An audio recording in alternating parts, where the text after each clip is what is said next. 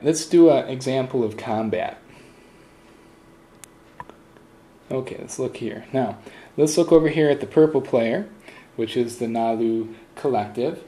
Let's say that on their turn they activated our system here that we have just colonized, because anybody can activate a system even if it's already been activated before.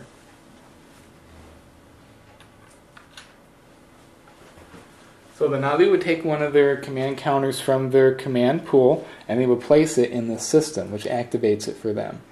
They would then be able to move ships in, so they're going to move this cruiser into the system, and they're going to move a destroyer into the system. Because they're deciding that they're going to try to cause some trouble for us here and not let us have these planets or whatever their strategy would be. Anytime you move your ships into a system that's occupied by another player's ships, then a space battle occurs. And battle's pretty straightforward. Basically, in the game we have some 10-sided dice. So here's some 10-sided dice. And then what we do is we look at our cards here. Now, I'll pull in the lose card over here. Okay, here's their card. And again, we have a reference area here.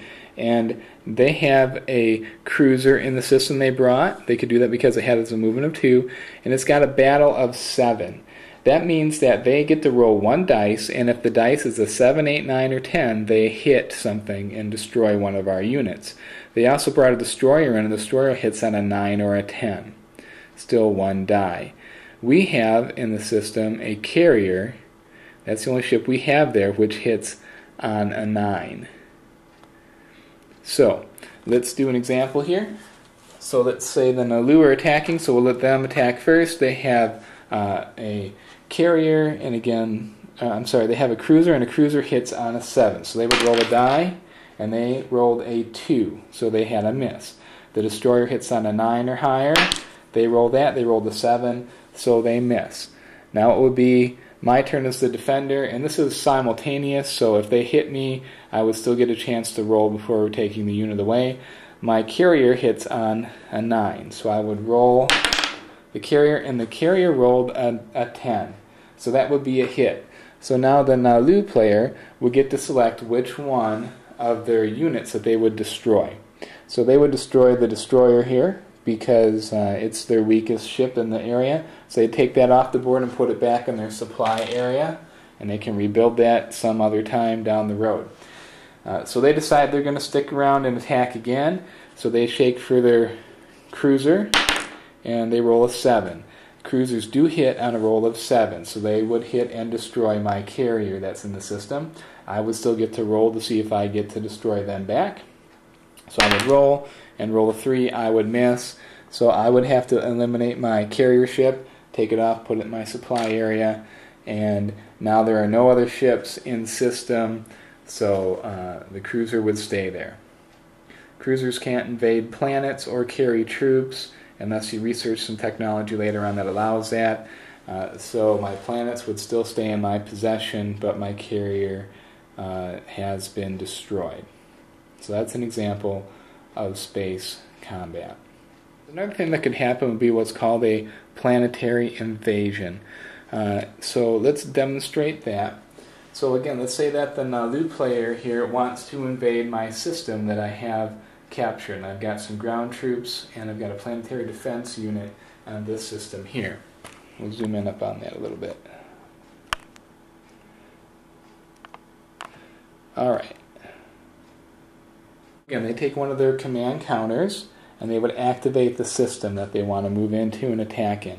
And then they're going to bring this carrier over, and they're going to bring these 4 ground troops with it, and then they're going to bring 2 fighters. Carriers have a capacity of 6. It can be a mixture of ground forces and or fighters. So they got some fighter escort with them as well. Now, I have a planetary defense system on this planet. So as soon as enemy ships enter this system, I get a chance to fire at them. So the PDS hits on a 6 or higher. So I would get to roll one die and see if I hit. And I rolled a 10. So I would actually hit, and the player would have to pick a unit to eliminate. That's why they brought the fighters, because fighters are cheap, so they say, okay, you killed one of my fighters. So that would go off the board and into their supply area where they can build it again in the future. Alright, so that was the Planetary PDS turn as it ends in. Now, it's time for them to conduct the Planetary invasion. So they decide they're going to try to invade this system over here. The Planetary Defense System would get another shot at any landing troops. When they land, they get to roll one time and maybe eliminate a troop. So he says, okay, I'm going to land these 4 troops onto this planet. So he lands those troops on the planet, and then we have planetary combat. Each of your troops gets to roll a die, and on the command card here you'll see that ground forces hit on an 8. So the invader would roll 4 times. So we'll roll 2 dice here, and he rolls a 4 and a 6, so 2 misses, and he rolled for his other 2, and he get an 8 and a 9. Ooh, 2 hits. Alright, so he's got 2 hits.